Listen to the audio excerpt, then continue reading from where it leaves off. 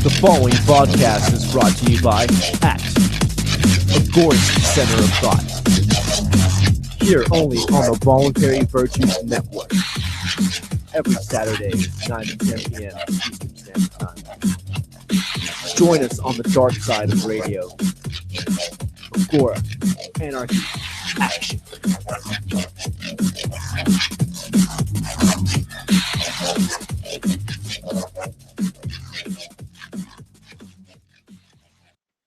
Welcome, ladies and gentlemen. This is the Agora Underground. As you well know, we are live every Saturday, 8 to 9 p.m. Central Standard Time here on the Voluntary Virtues Network. I am Comrade Dick, your host for the show. Thank you for tuning in. We are live, broadcasting live and clear. I guess this would be a transmission since it's just audio. Here from Alamo Town, December 27th, 2014, wrapping up quite a year, right, guys? That was a pretty impressive year there, for sure. Definitely have to do an end of the year wrap maybe next week. If we don't continue on with the reading, might as well get it done, right? As you well know, we have been reading through Murray Rothbard's Man, Economy, and State, and just tearing it up, going chapter by chapter, kind of breaking down the atrocities of that inevitably rise to the occasion whenever government gets their filthy hands into the economy in some way, into the market, into the free exchange of goods and services, into people forming contracts and voluntarily associating and disassociating. Whenever anybody applies force, violence, and coercion, we know as an axiom that is going to lead to an individual gaining, or group of individuals gaining at the expense of others or of another. And that is the sad reality, ladies and gentlemen. And last week we did cover prohibition on, we're going through triangular intervention here, when a third party intervenes in the transaction between two other parties. So, of course, government prohibiting products, as we discussed last week, is definitely on there. We also talked about minimum wage laws, maximum hours that are allowed,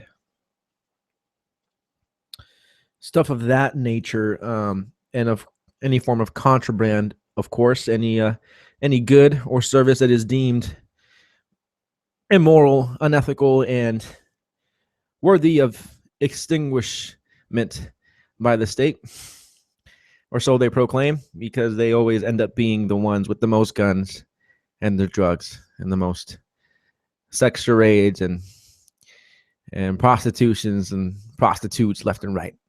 So, as we know, it's pretty crazy, but we finished up section 2 there last week, and we're getting into a pretty good one here. It's of course, it's still under triangular intervention. It's still a form of product control, except this time around, it comes. Let's pull up the good old power and market here. This time, it has to do with the grant of monopolistic privilege. Okay, so let's kick it up. Let's see what we can do here. Instead of making the product prohibition absolute, the government may prohibit production and sale except by a certain firm or firms. These firms are then specially privileged by the government to engage in a line of production, and therefore this type of production is a grant of special privilege. Makes sense. Pretty basic, right? No one else is allowed to produce this product. No one else is allowed to sell this product except for this particular firm or firms, cartels. Money comes to mind, oil, and more socialized nations. I mean, just think about British Petroleum and Pamex back when it was socialized, before the international corporations got in there, which we know are no different than communism, right? They're behind communism and whatnot. So Getting back to here to the point is that government does grant special privilege to these firms that have the sole duty, right? The sole privilege of engaging in this form of production. Pretty straightforward. So if the grant is to one person or firm, it is a monopoly grant. If to several persons or firms, it is a quasi-monopoly or oligopoly grant. Both types of grant may be called monopolistic, right? It is obvious that the grant benefits the monopolist or quasi-monopolist because his competitors are barred by violence. Remember, ladies and gentlemen, the state always uses violence to get its way, to enact its laws and its edicts.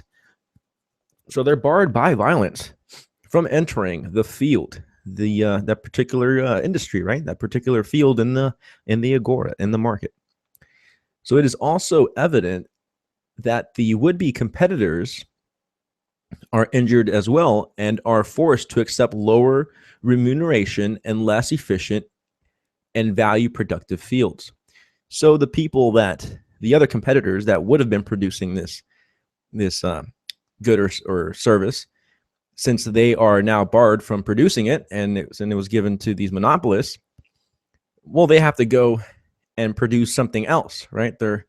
At which point they're having to accept a lower standard of living because we're assuming that they would have gotten into this production of this monopolized good or service because they were more benefited. The division of labor most benefited them getting into that field to begin with. That's why it's assumed that human beings allocate resources to the best of their abilities to achieve their subjective goals, right? So these competitors are forced to have to get into a lower wage, essentially, lower return on their talents, on their on their labor, on their capital, and less productive fields because this monopoly privilege has been given. So the consumers are likewise also injured, for they are prevented from purchasing their products from competitors whom they would freely prefer. That one's obvious, right? So many competitors that we may have bought from are now barred from producing, so we can't buy it. And this injury takes place apart from any effect of the grant on prices. So regardless of price setting, right, and demand, essentially, demand and supply, regardless of that, there's an injury done when we grant monopolistic privileges to certain firms or organizations. Look what happens with the police, right? When we're forced to pay for their services, well, obviously it's pretty obvious what's going to happen as a result, right? We're not going to get half of what they promised, right? And we're going to be treated like crap because guess what? They already got our money. They don't have to continually serve us to provide a service in order to continue our business with them, right? They can force us into it. So although a monopolistic grant may openly and directly confer a privilege and exclude rivals, in the present day, it is far more likely to be hidden or indirect, cloaked as a type of penalty on competitors and represented as favorable to the general welfare. The effects of monopolistic grants are the same. However, they are direct or, whether they're direct or indirect, the result is the same, right? We know, we'll see what that result is, but it's interesting that presently, it's these privileges or it's more hidden as to, right? We don't really realize that the Federal Reserve has a monopolistic cartel privilege on printing our currency, right? No one else is allowed to compete with that service. That one's pretty direct, pretty in plain sight, I would say, but nonetheless hidden for the for the majority of indoctrinated public school students out there. So we'll continue on here. What was this? Let's see what this side note here is for point 10 that I guess was further up. Don't really see where it's at. I guess that was the last chapter. We'll skip that side note and we'll continue on here. Page 1090 on Power and Market by Murray Rothbard. The theory of monopoly price is illusory when applied to the free market, but it applies fully to the case of monopoly and quasi-monopoly grants. For here we have an identifiable distinction, not the spurious distinction between competitive and monopoly or monopolistic price, but one between the free market price and the monopoly price. Interesting. Let's see what this means. For the free market price is conceptually identifiable and definable. Very true, right? Supply and demand. We've seen this if you've read through Man, Economy, and State. Price setting, chapter on price setting is very essential there. On understanding any book in solid economics is going to explain that pretty well, and it's quite revealing. It's interesting. So market prices, of course, are identifiable and definable through supply and demand, right? Whereas the competitive price is not.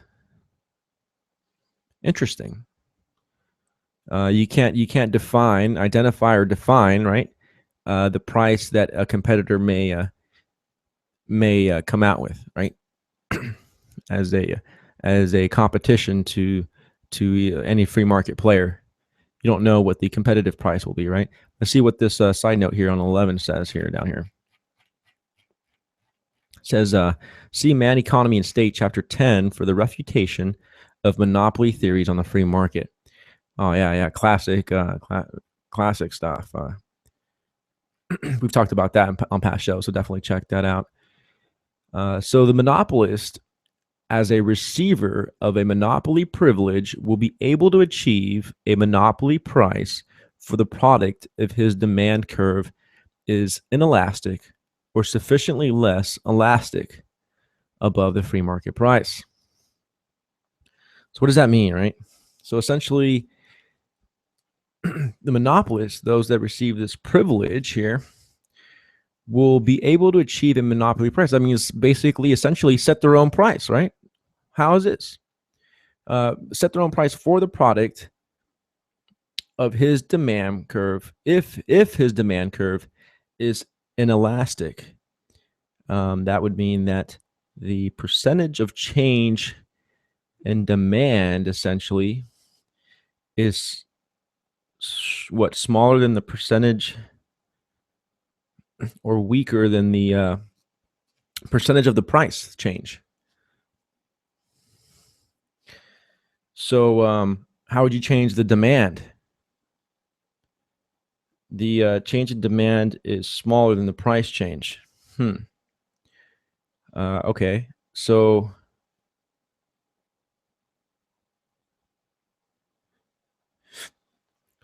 we'll see where he goes on with this. So essentially, he's saying that if his demand curve is inelastic or sufficiently less elastic above the free market price, he will be able to maintain this monopoly price, right? If he can achieve to manipulate the demand. And how would he do that?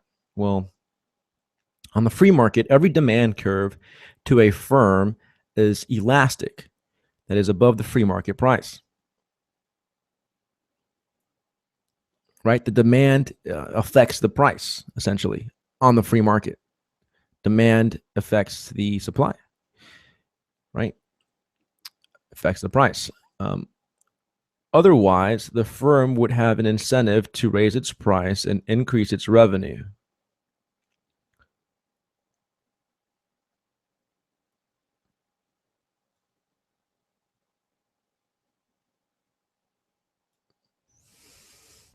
So I guess here it being elastic would be greater. So the demand curve of a firm is much greater than the percentage of the price being raised.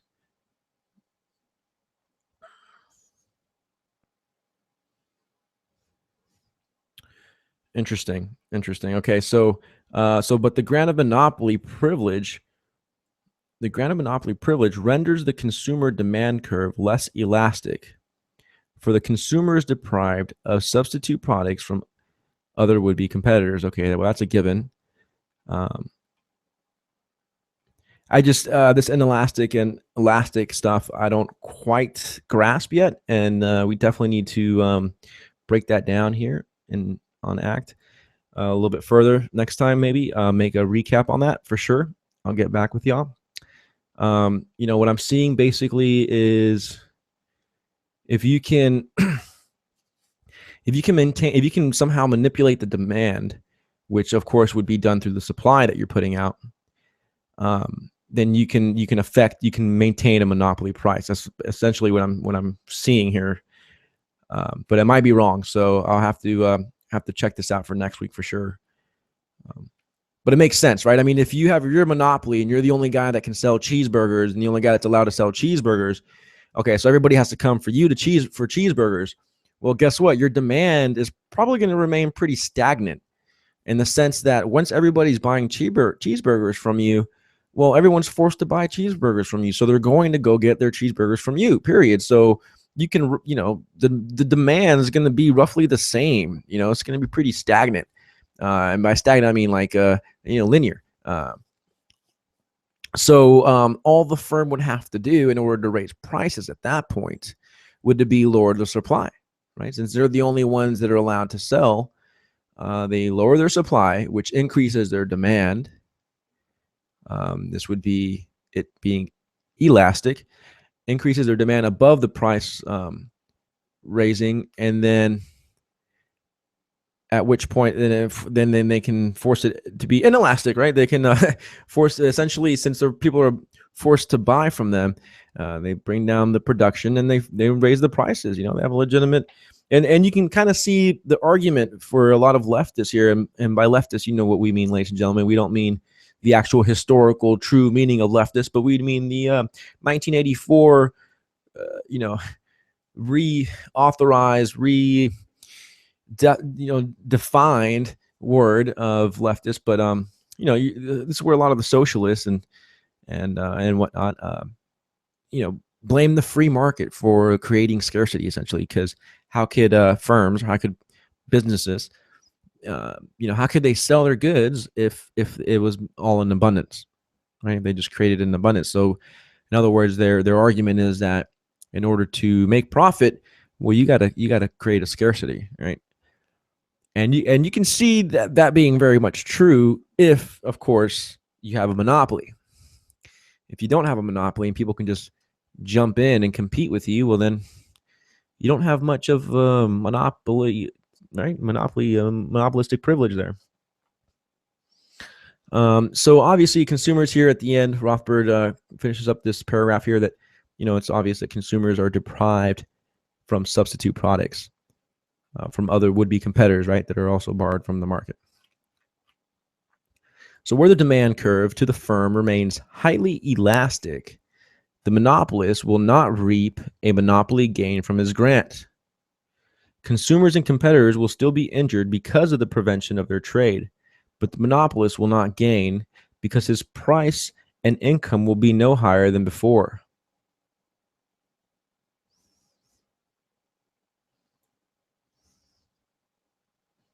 Interesting. So on the other hand, if his demand curve is now inelastic, then he institutes a monopoly price so as to maximize his revenue.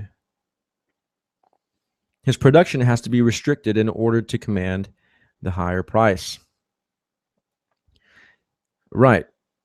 So it seems like markets are elastic. Obviously, if they're free, they're highly fluctuable, and they're not fluctuable when they're not, right, or when it's institutionalized. I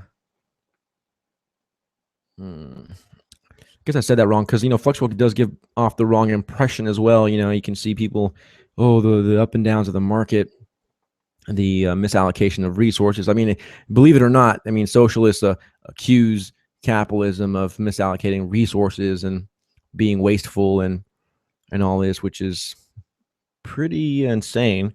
Of course, they don't understand what causes the business cycle, right? The misallocation of resources due to unforeseen inflation, right, of the monetary supply,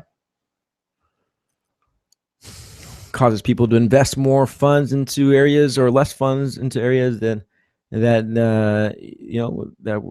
were required in those specific quadrants, and leads to malinvestment. And of course, the market is to blame for such occurrences.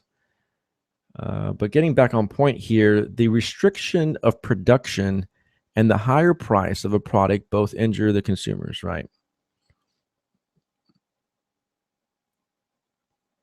Right, obviously. I mean, this is like the drug trade right here, right? I mean, this is drugs and prostitution right there. I mean, the fact that this production of that, or the exchange of that service, is restricted, there's a higher price for the product, right?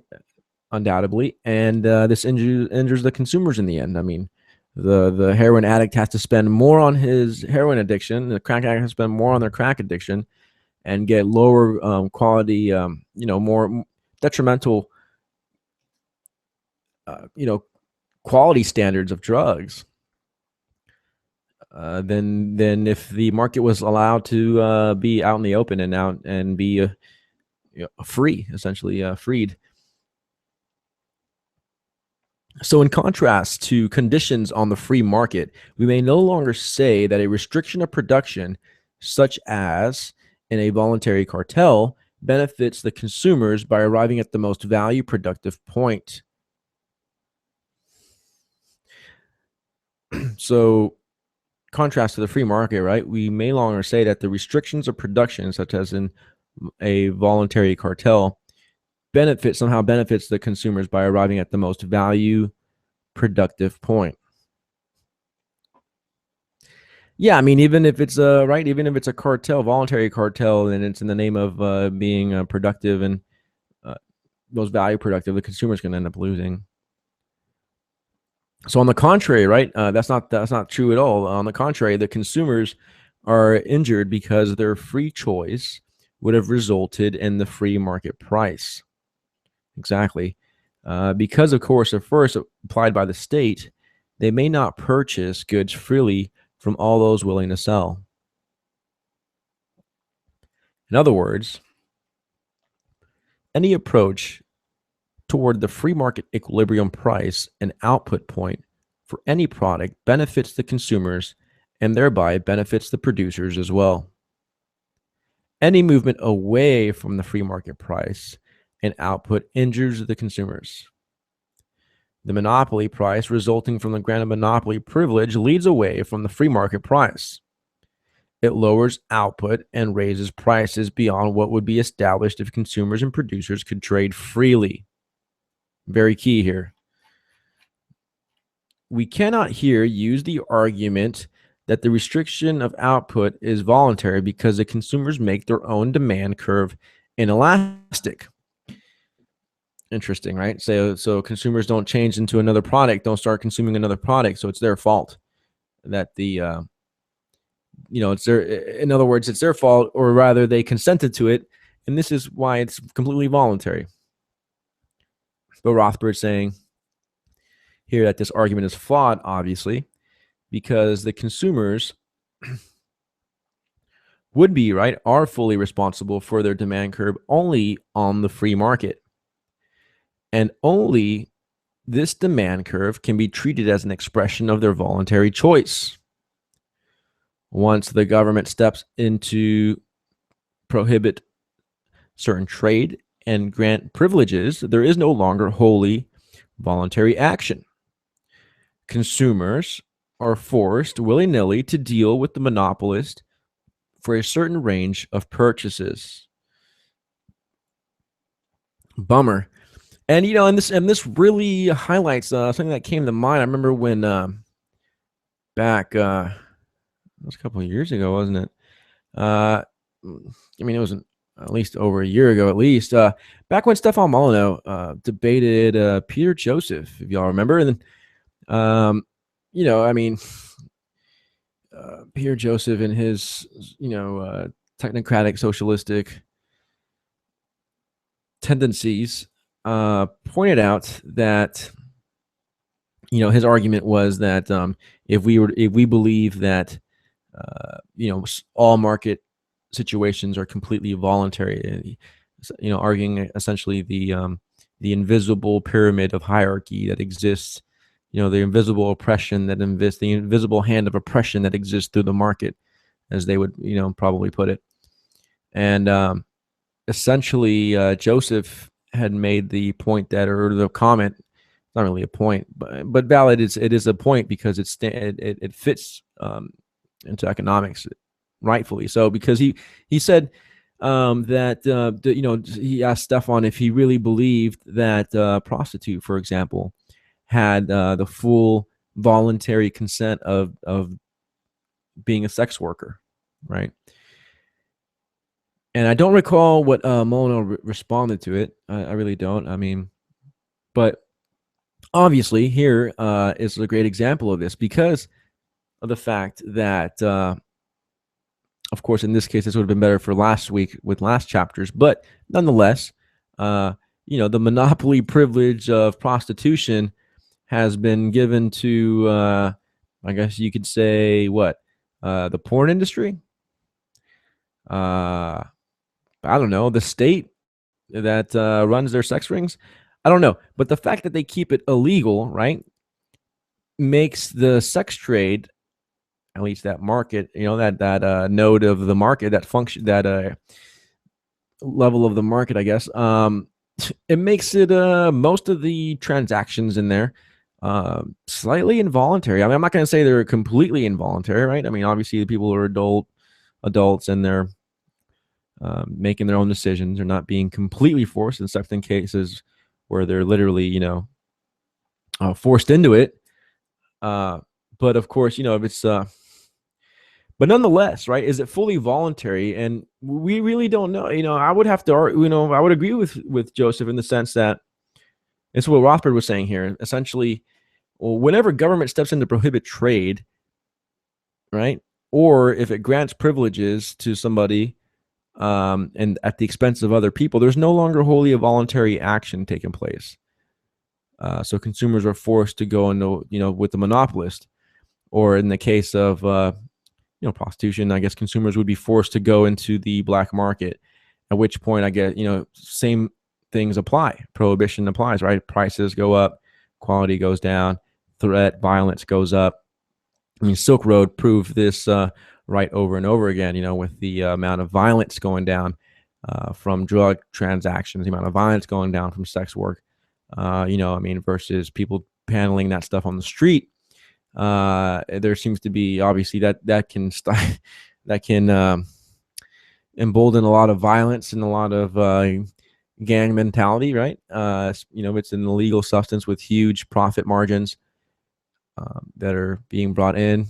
Of course, people are going to be fighting over it nonstop, right? Building their own kingdoms, little micro kingdoms to their own little monopolies, if you will, their own little cartels. And obviously, with the, economists would argue that the making something black market to begin with is granting a monopolistic privilege to the cartels, right?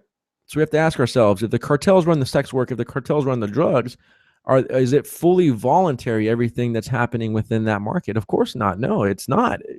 It's not voluntary because the government stepped in to begin with and made those things illegal, turned those things into contraband, turned, plants that grow in the ground into contraband, turn people using their bodies in the way they see fit into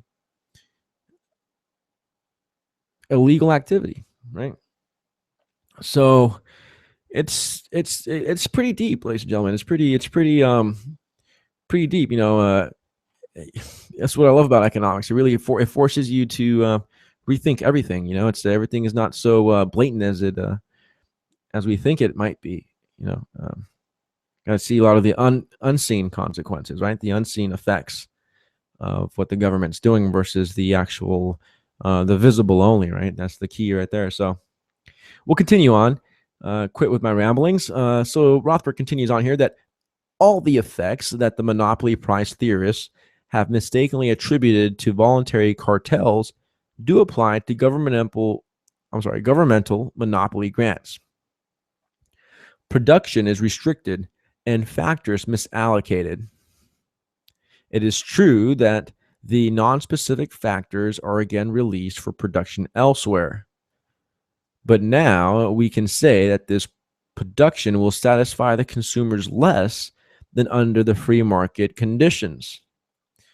Right, as we read earlier, people are forced to reallocate their capital, their labor into goods and services that are their second choice, right? Their second tier, the second floor from the top, right? Of your list of preferred actions.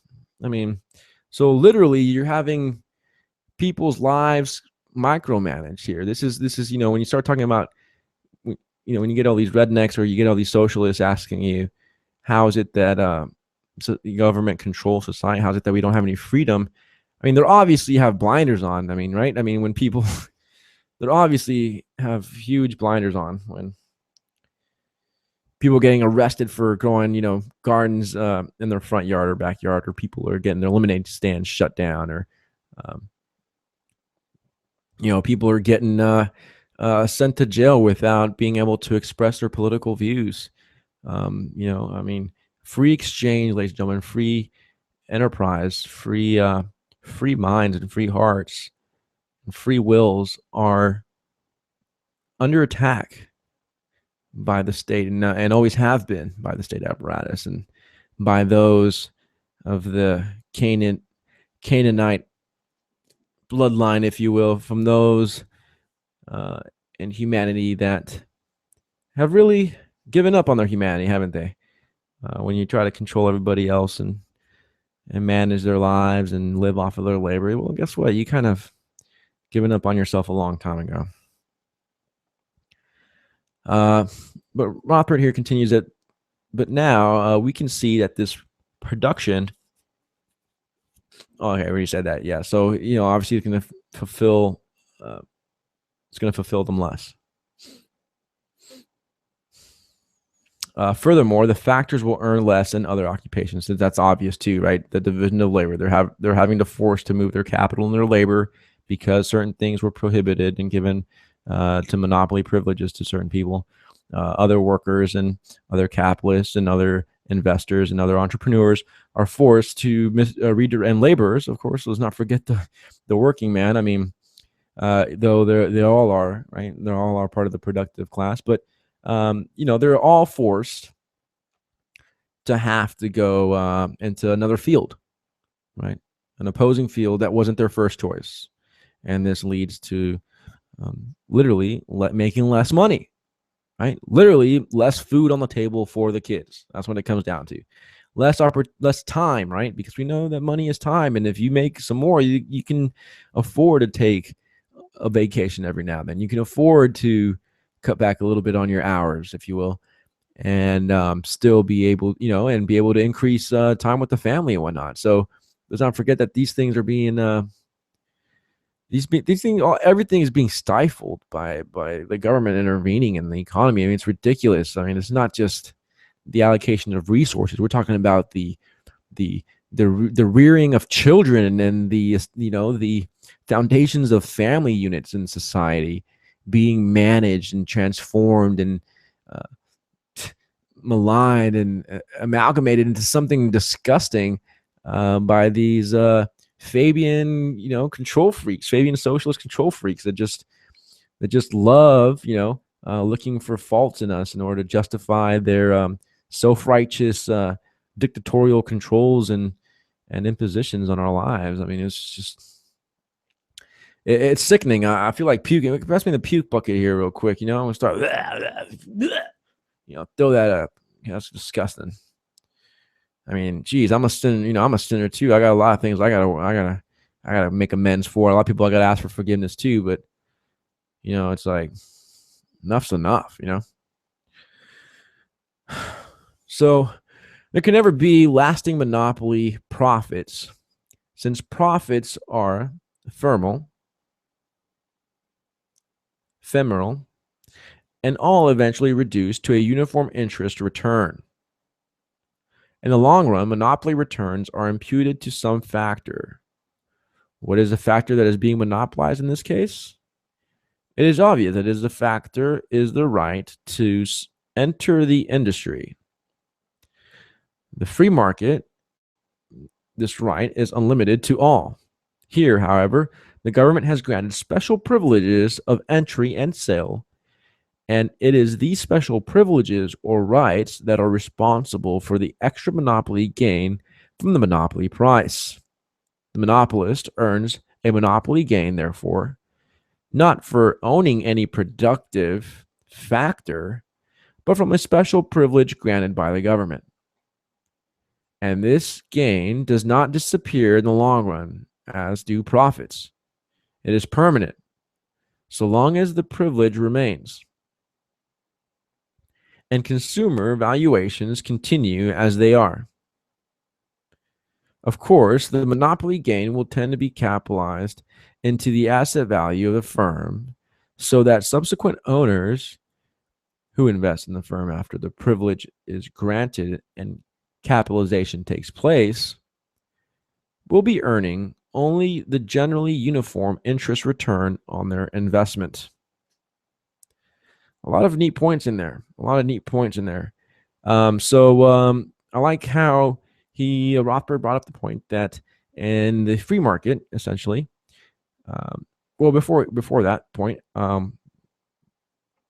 very interesting how privileges, right? This idea of political privileges, so many of the concepts, true equality, right? True egalitarianism, true liberty, and even the negative things, right? Like what privileges really are, true privileges, right?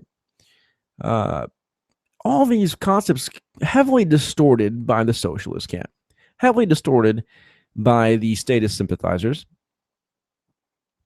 into right race, into religion, into sexuality, into gender, into nationality, when in fact those things are arbitrary notions, right? Are arbitrary lines. What I mean by that is, you can say everyone that's 6 foot is privileged versus everyone that's 5'5".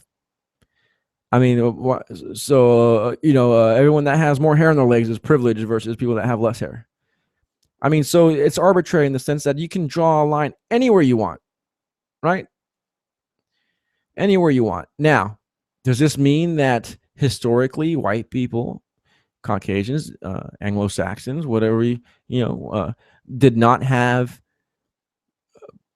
if you will, privilege, did not have a form of privilege? Of course they did. But was it the white race as a whole? Well, I don't know. I don't think so. There's footage of white people getting bitten by dogs and getting sprayed down by hoses during the civil rights movement. Just not as much as black brothers and sisters that were out there protesting, of course, but our white brothers and sisters that were out there protesting against the racism of the state were they were treated just as illy, right, just as badly as the colored protesters. So, point being here, ladies and gentlemen, is that it's incredible how true privilege, right, the privilege that really does do harm to society, albeit through albeit being able to be identified through race or gender or whatever, even particular religions, right, creed. Regardless, these factors wouldn't have a privilege if it wasn't for the state. If that makes any sense. If it wasn't for the state protecting, for example, the right of white men to own slaves, then it's hard to comprehend how that could even happen. Of course, you're going to have some evil red marketeers trying to enslave people, but it's not going to be an institutionalized thing. Again, it's going to be something under the black market where, and really that's the red market, right? It's red market. infringing on people's rights. So I'm sorry for using the term black market in that case. Really am, because that's an offense, right, to the black marketeers out there, the voluntary black marketeers. That is red market, and it would be seen as such. It would be identified as such, and people would have every right to rebel against it. People would have every right to free slaves from slave owners. So I mean, I just don't understand. I mean, when we look at the privileges that males, for example, men historically have had, again, they're political privileges. They're not social privileges, if that makes any sense. They're not privileges that society imposes on us. It's privileges that the government imposes on us. So in the case of male privilege, right? I mean, it was because only men could vote, and before the suffrage movement, only men could own property, right? Only men could go to schooling, even if you go far back enough. So the whole point being is that this was instituted through the state, right? Through the state. So again, we see how the state, in a lot of ways, is such a powerful cast, such a molding utensil for society, right? So I mean, it's just mind blowing. Just mind blowing. So I like how he says here that there can never be lasting monopoly profits, at least in a free market, right?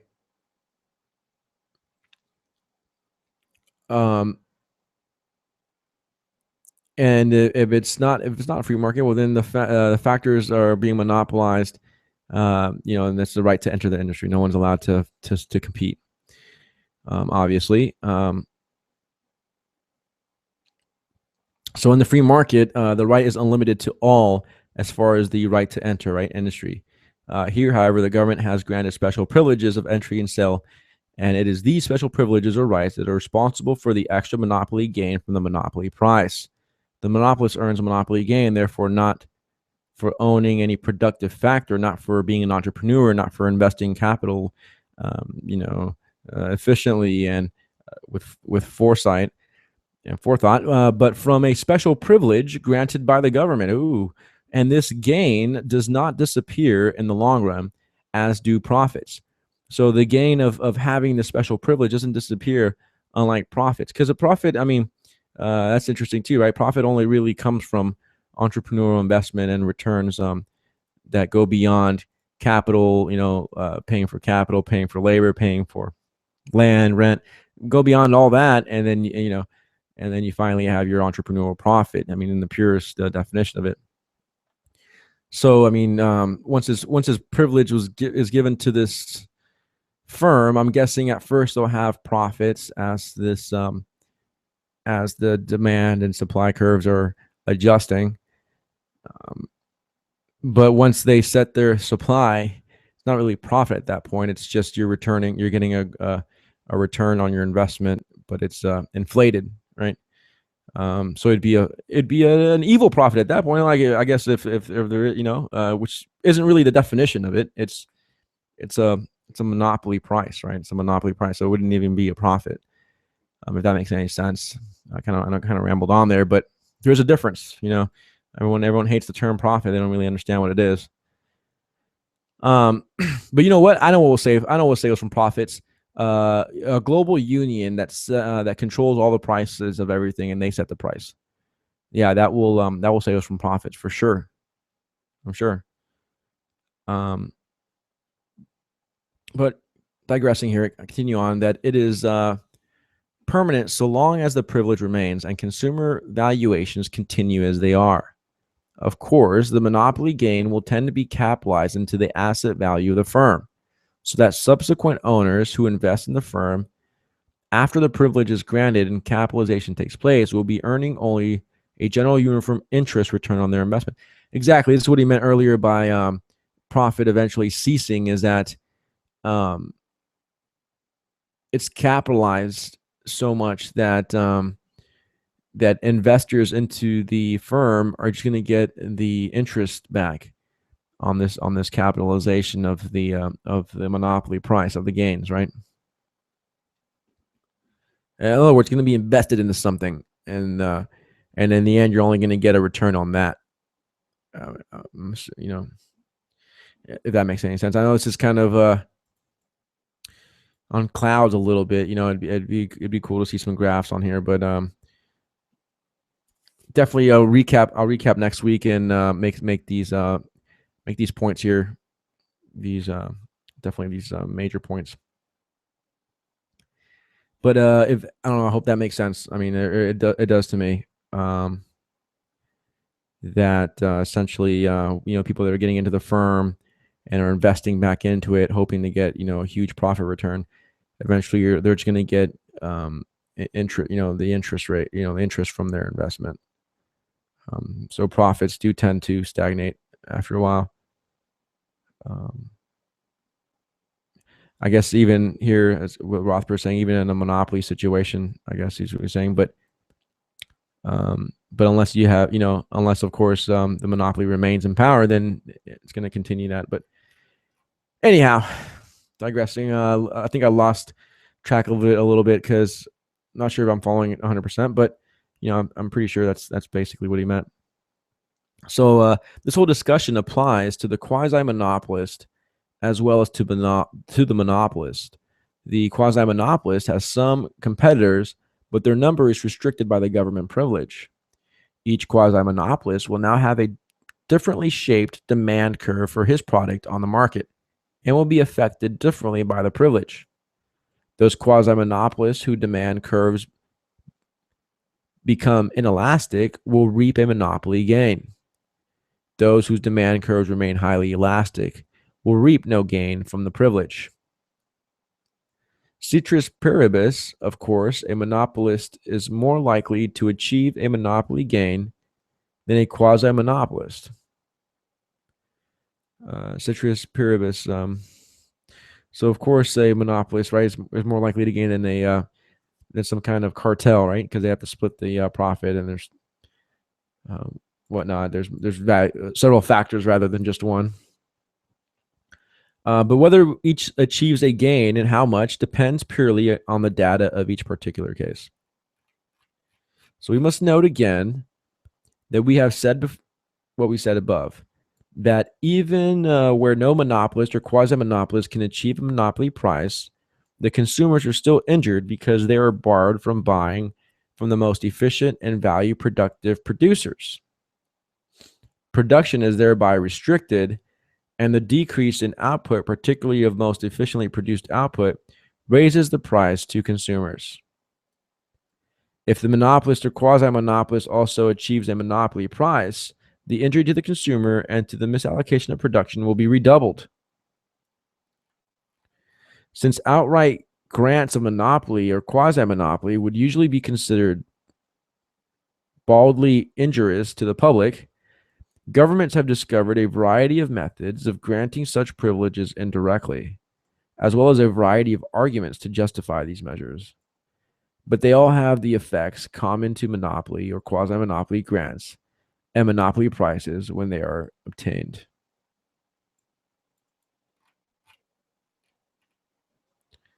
The important type of monopolistic grants, monopoly and quasi-monopoly, are as follows.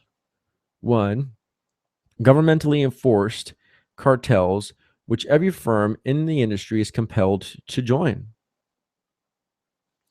American Medical Association, right? 2. Virtual cartels imposed by the government, such as the production quotas enforced by American agricultural policy. 3. Licenses, which require meeting government rules before a man or firm is permitted to enter a certain line of production, and which also requires the payment of a fee, a payment that serves as a penalty tax on smaller firms with less capital, which are thereby debarred from competing with larger firms. Very great point. Actually, I had a great discussion with my buddy of mine about this. The the inequality, right? The inequality gap of wealth, essentially, and I guess you can even apply that to capital, right? The inequality gap of the ownership of capital. And yes, no one is denying the fact that there's inequality, right? I mean, Some of it, as many libertarians, most libertarians rise to the occasion to defend, is legit, right? I mean, if someone that doesn't that works 15 hours a week is going to be living at a lower living standard than someone that works 45 hours a week, right? That's just logical. That makes sense. But the point here that my friend and I were talking about is the idea that essentially it's hilarious, right? It's hilarious. I mean, what's caused such a monstrous, is such a deformed gap, is the fact that the government is intervening into the economy, as Rothbard just pointed out here. Licenses, right, which requires certain businesses to get before they can start producing or selling their good or service, is a form of protectionism for the bigger firms that are out there, that are already established. They don't want any new guys coming in as easily. Right? I mean, this stuff makes sense, but see, we don't realize that this, with all well intentions of bringing down capital from the evil capitalists, because we're going to demand licenses from them now.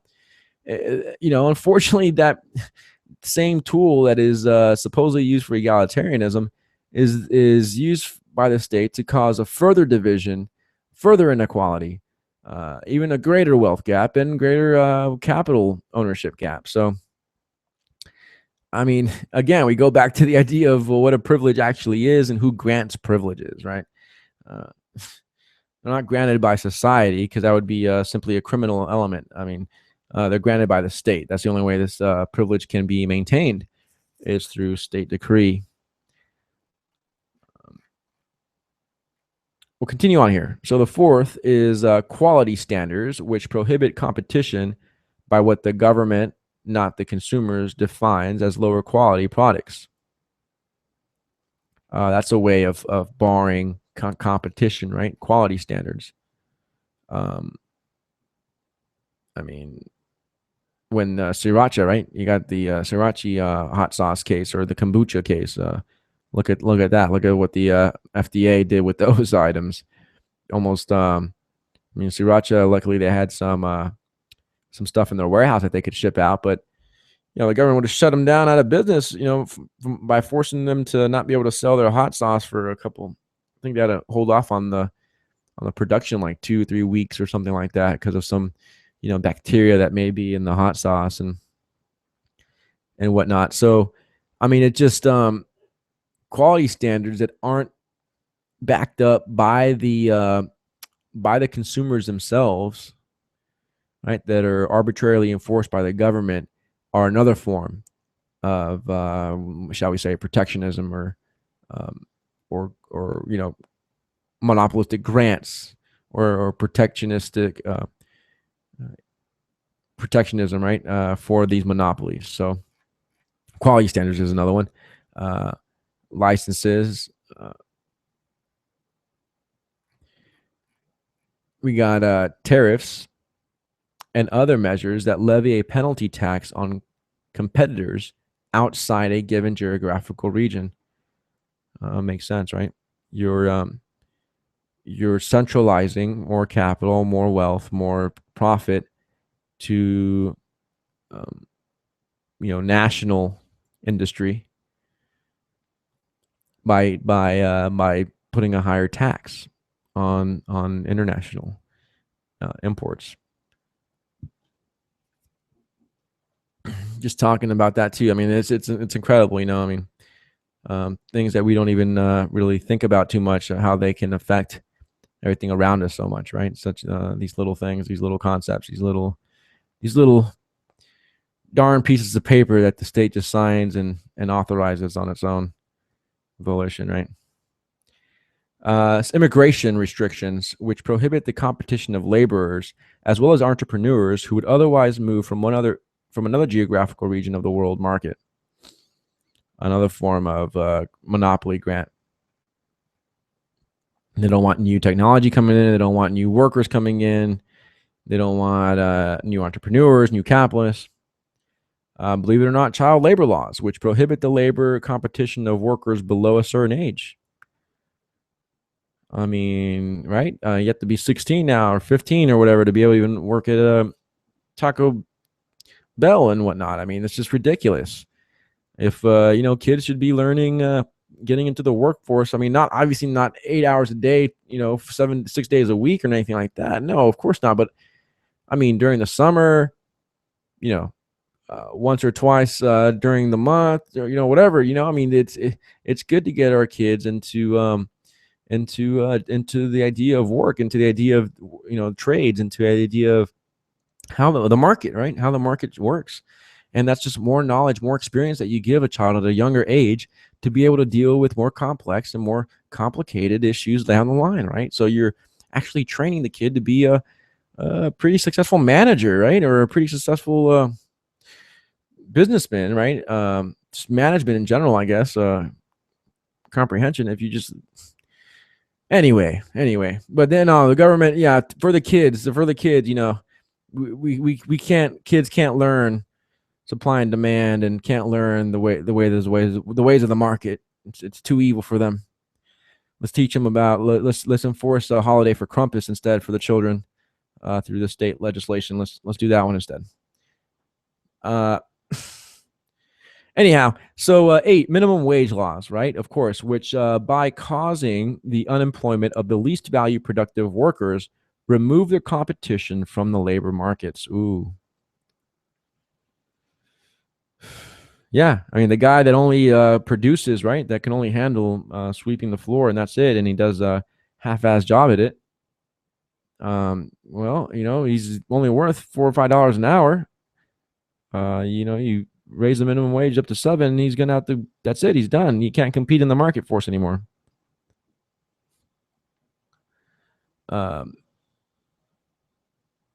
Maximum hour laws, which force partial unemployment on those workers who are willing to work longer hours. There's that on the other side of the case.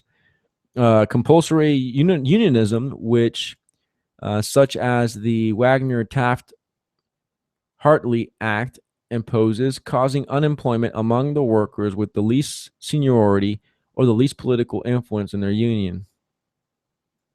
Conscription, which forces many young men out of the labor force. Any sort of governmental penalty on any form of industrial or market organization, such as antitrust laws, special chain store taxes, corporate income taxes, laws closing businesses at specific hours, or outlawing push cart peddlers or door-to-door salesmen. Interesting. I can see the door-to-door salesman as if someone put specifically no soliciting or whatnot, but all these different other ones that definitely are impositions by the state, are governmental penalties on industry, and they can, as always, selectively enforce those things, and that's what causes monopoly, ladies and gentlemen, because one industry gets the penalty, the other one doesn't. Their buddies don't get the penalty, and guess what? You start a business, you get the penalty. And yeah, of course, laws, that force certain businesses to close at a certain time. Conservation laws, which restrict production by force. Right, we're heading into that now. When you consider the energy that we're making, right? I mean, the energy plants are being pretty much systematically shut down by the EPA in the name of conservation, and of course, this is going to cause, as we know, scarcity of energy and prices to rise, and we'll see how we're doing next winter. We'll see how that goes. Patents, can't forget about the intellectual property, right? Where independent later discoveries of a process are debarred from entering a field of production. That's a good point. Right? How can you prove that the guy copied your model even if you do have a patent on it? What if he came to the same conclusion of that, the gear ratio as you did on his own? How can you prove the difference? Well, he's now barred, or she's now barred from using that gear ratio just because you happen to put a patent on it first. That doesn't make any sense. And that pretty much wraps us up. I mean, we haven't even really gotten too far into it. I mean, I think there's an ABC in this chapter here. So we're going to get into compulsory cartels next week, page 1094 and whatnot. As always, I do appreciate you guys tuning in. You know, this is the Agora Underground here on the Logos Radio Network. Do appreciate y'all tuning in. I hope you have a blessed weekend. I hope you have a kick-ass New Year's. Try not to be too festive with the pagan rituals and whatnot. The drunkenness, you know, let's try to save some brain cells for philosophy, right? But definitely catch y'all next week. Catch y'all next year. This was the Agora Underground laissez